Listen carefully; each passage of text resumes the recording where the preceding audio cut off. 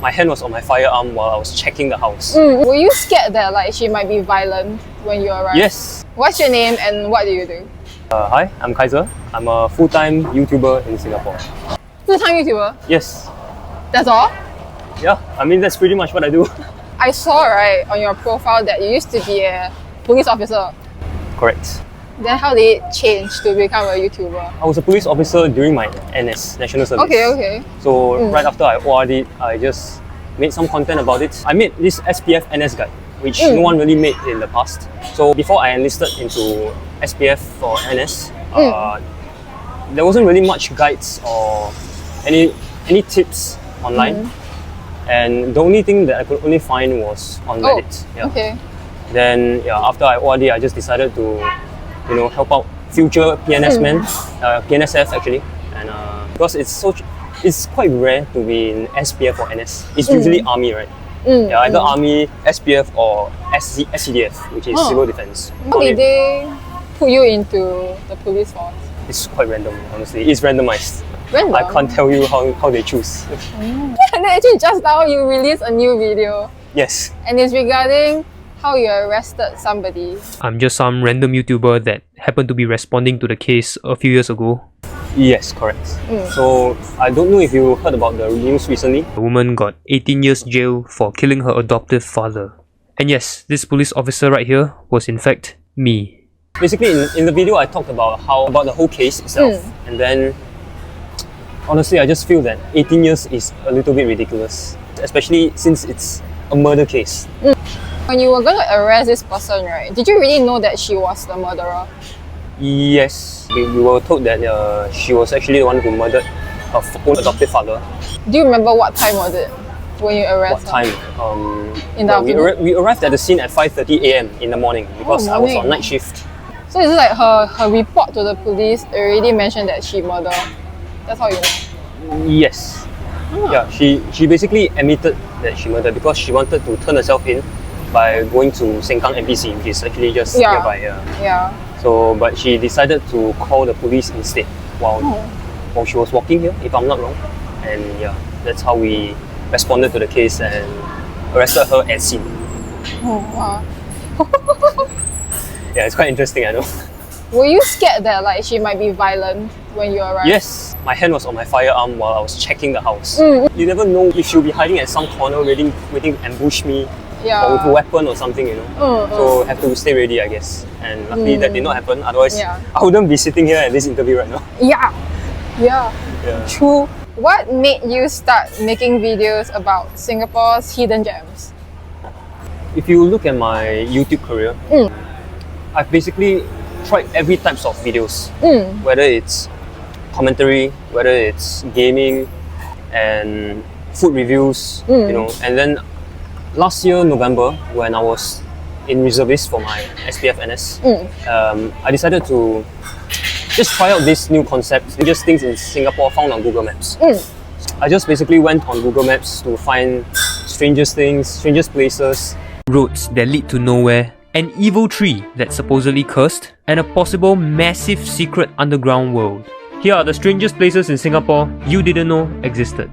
Just talked about it in a video just to see how it does, And turned out to be my most successful video so far, my most viewed video, and my audience really liked it, so I just kept doing a few similar kinds.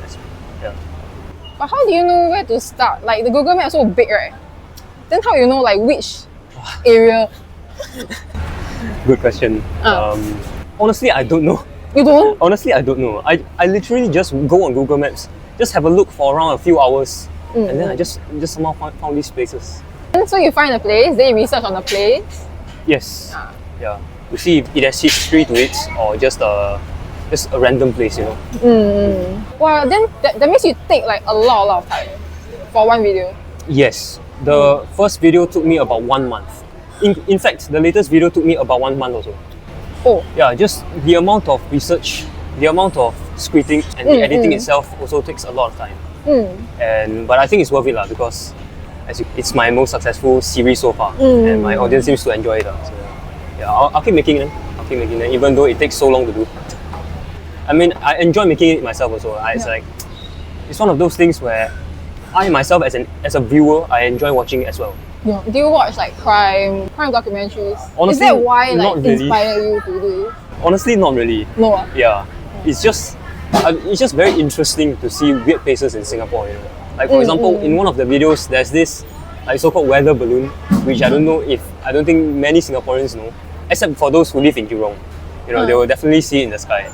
Yeah. So yeah, I just found it very interesting to It's showcase a these blimp, kind right? of places. I think it's some radar balloon by the RSAF, the Air Force. Yeah. Yeah, I actually saw it there. I saw it last month when I was near that area. Yeah. Because I'm wondering what is that. Then I watched a video that, oh. Wait, so you didn't know about it before I posted the video? No, I just really? wondering what's that blimp in the sky. Oh, Yeah. I guess you don't live in the West lah. I don't know lah. Yeah, that's why. Yeah. What's the spot, right, in your videos that you wish more people knew about? I think it would be the Tan Tock Seng grave.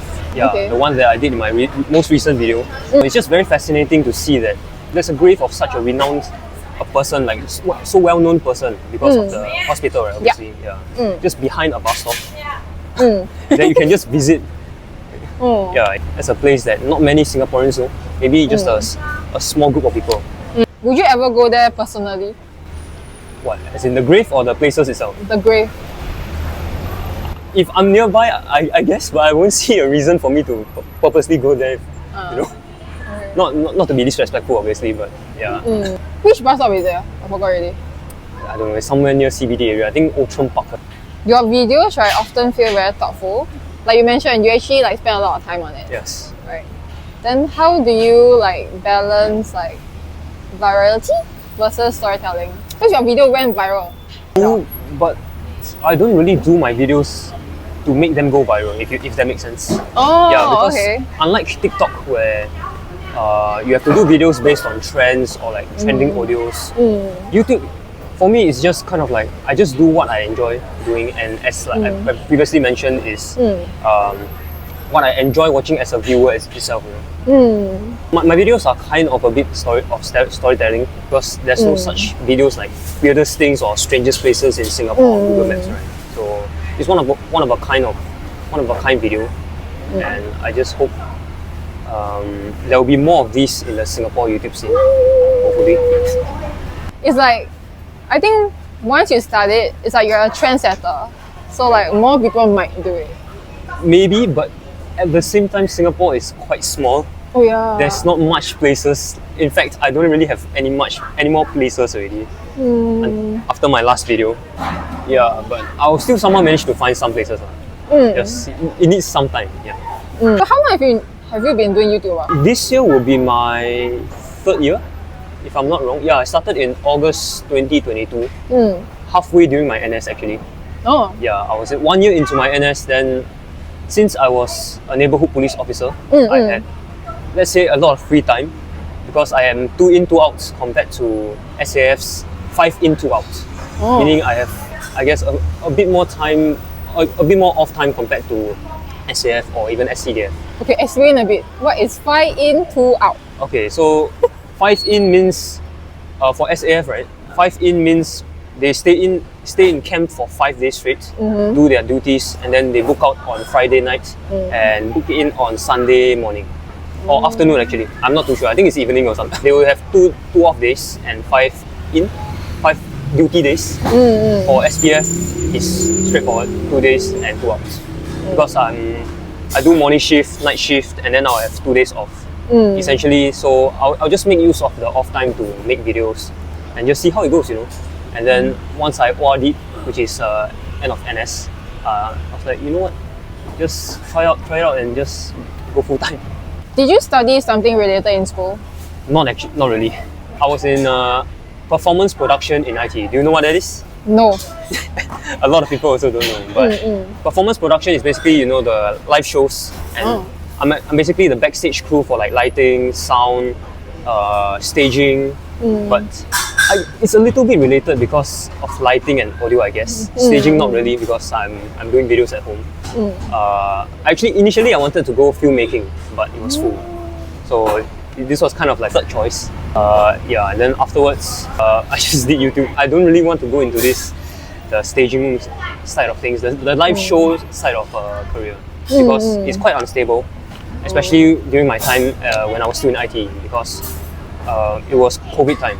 Meaning all the live shows were cancelled. There were no shows going in Singapore. Most of the jobs of the staging or the backstage crew, they had no job. Yeah, so I think it's pretty unstable, whereas compared to content creation, even in the case of if let's say another pandemic were to happen again, YouTube actually thrive more. You know, or even content creation, not just YouTube. So I think that's a more stable kind of, in a way, compared to like freelancing jobs such as the staging crew and stuff. That 2-3 years ago, doing YouTube full time, right? Do you see income generated? Well, I mean, of course, this is my full-time job. I have to make some kind of income. Right? Luckily for me, for YouTube, because you actually get paid by ads. Like how many views equals how much you get essentially. Compared to TikTok, where you actually don't get paid for views, but it's just Singapore that doesn't pay you for TikTok views compared to like US or maybe even UK, these other countries, and they have to rely on sponsors or like brand deals, affiliates to make money if they want to do this full time. But if you're doing this like part time or just for fun, right, then it doesn't really matter which platform you do. But for me, I think YouTube is the platform to be if you want to do this content creation full time. When you get like sponsorship or brand deals, right, do you need to think of the content first, or they will tell you what to post? I think it depends on the company. Then like so far, right, have you experienced burnout, like creative burnout? Burnout, I mean, definitely. I think most content creators will definitely experience some kind of burnout in a way.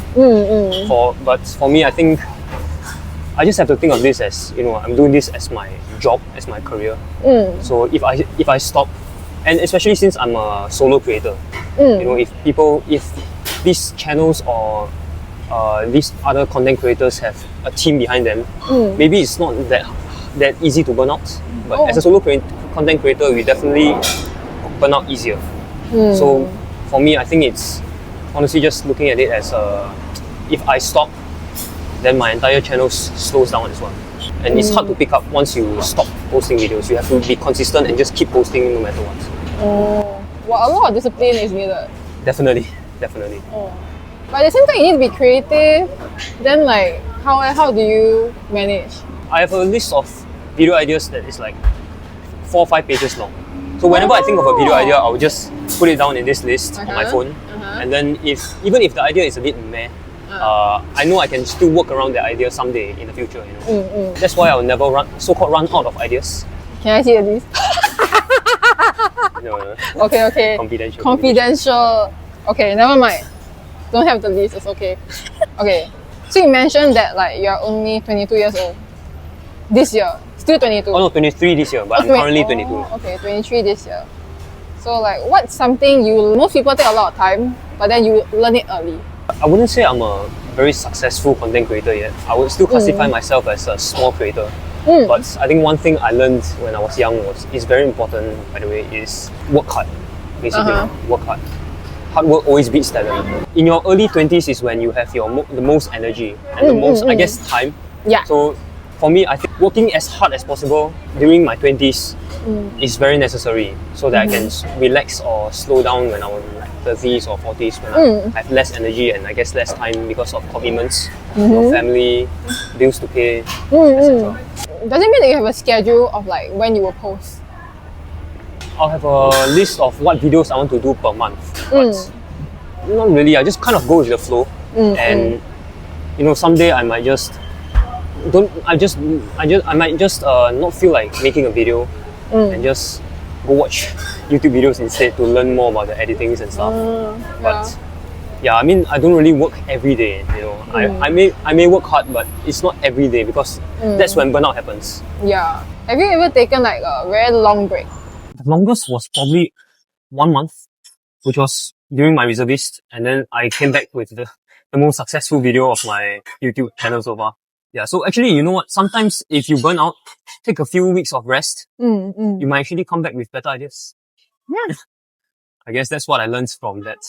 Have you ever faced like criticism for the content you produce?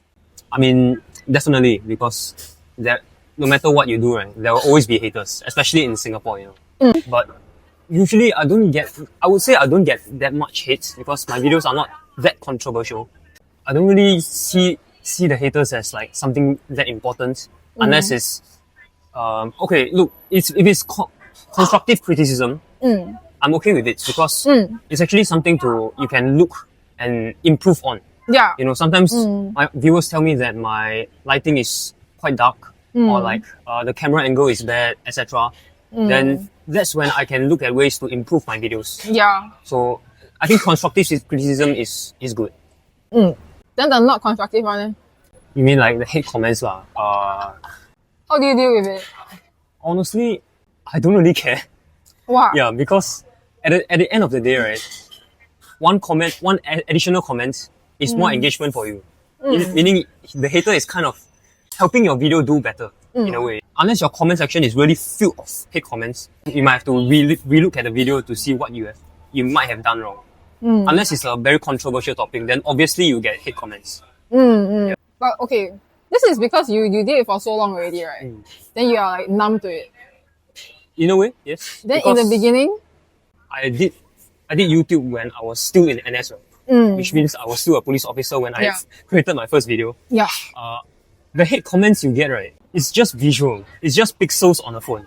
The hates I got in real life when I was a police officer, right, when I was arresting criminals, the things they said is not comparable at all to like just pixels on a phone. That's what I see, you know. Not many people can, I guess, just be numb to hate comments. But luckily for me, I guess, in a way, because I was a police officer, I kind of got used to the hate comments a bit. So you experienced the worst already. Yes. Then this is nothing to you. Yes, in a way, yes. Do you think that like being a police officer like also train your personality in a way? Yeah, mentally stronger because of the comments thing.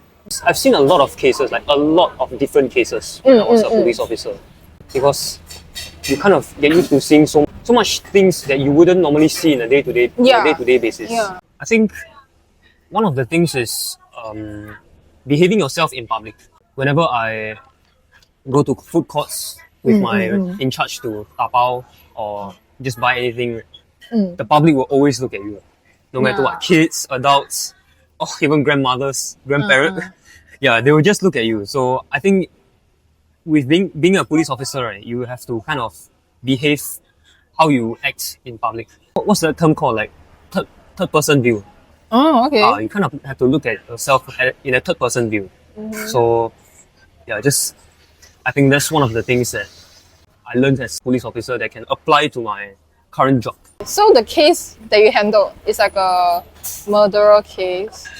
Are there worse cases that you have dealt with? That is definitely the worst case I've dealt with. But I mean, there are definitely other cases such as death from fire. Oh. Also at Rivervale, I don't know why. Yeah, death from fire. Actually, 2 elderly couple. In their house. Yeah, they got burned to death at like midnight during their sleep. That was a very tragic case that I handled. Oh my god, I didn't know about that. Oh my gosh. Okay.